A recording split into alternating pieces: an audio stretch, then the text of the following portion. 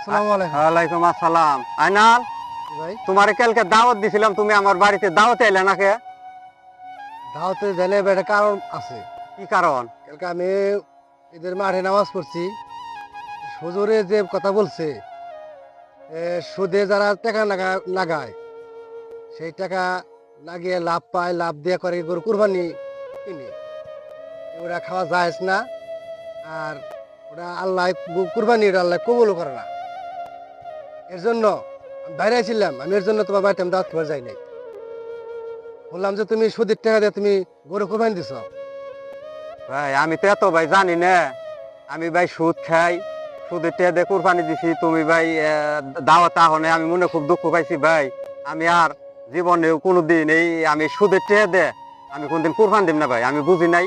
নইলে ভাই সুদের টেয়া দিয়ে কুরবান দিলে আমি ভাই ওটা নেকি পাবো না, জান্নাত পাবো না। ভাই আমি আর সুদের টেয়া দিয়ে কুরবান দিম না। তোমার কথা শুই না আমি খুব খুশি হয়েছি, আলহামদুলিল্লাহ।